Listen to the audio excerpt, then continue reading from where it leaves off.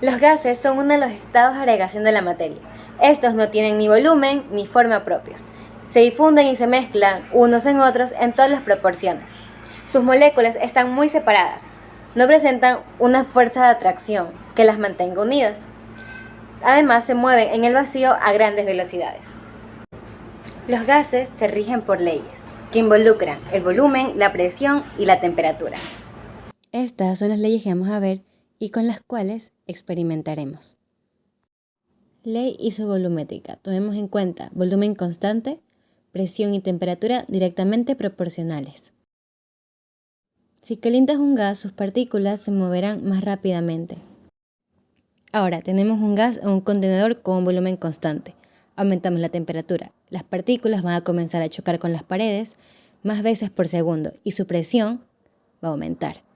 En cambio, si bajamos las temperaturas, estas partículas van a colisionar menos veces por segundo, y es decir, su presión va a disminuir. La explicación de la fórmula de esta ley es esta. El antes es visto como presión 1 sobre temperatura 1, que es igual al después, la presión 2 sobre la temperatura 2. Ley isotérmica. Esto lo vamos a resumir con temperatura y masa constante, presión inversamente proporcional al volumen. Y su fórmula, volumen 1 por presión 1 es igual a volumen 2 por presión 2. Si aplicas presión sobre un gas, este se comprime y ocupa menos espacio. ¿Qué tal si achicamos el volumen de un contenedor? Podemos ver que las partículas comienzan a moverse más rápidamente y colisionan más veces por segundo, por lo que la presión aumenta. En cambio, si agrandamos el tamaño del contenedor, significa que habrá menos colisiones por segundo y a su vez menos presión. La ley isobárica la resumimos con presión constante, volumen directamente proporcional a la temperatura. Y su fórmula, volumen 1 por temperatura 2 es igual a volumen 2 por temperatura 1. Si calentamos un gas, este se expande. Sus partículas ocupan mayor espacio y se mueven más rápidamente. Un globo que se expande cuando las partículas del gas chocan contra sus paredes y se mantiene la presión constante. Esto pasa cuando la temperatura se aumenta.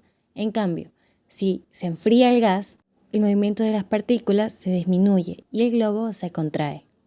Es decir, se disminuye su volumen. Por último tenemos la ley de los gases ideales. Aquí está la fórmula. La P significa presión medida en atmósferas, el volumen en litros. Esto es igual a N, que significa el número de moles, por la R, que es la constante universal de los gases ideales, y la temperatura, que se mide en kelvins. La R siempre va a ser 0,082 atmósferas por litro sobre moles por Kelvin. Estamos trabajando con una temperatura constante en ambos recipientes. En uno es caliente y en la otra es agua fría. Observamos que al meter la botella en el agua, disminuye el volumen disponible para el aire, ya que el agua está ocupando su antiguo espacio, por lo que aumenta la presión interna y el globo se infla. Entonces, ley de Boole comprobada. Si el volumen disminuye, la presión aumenta.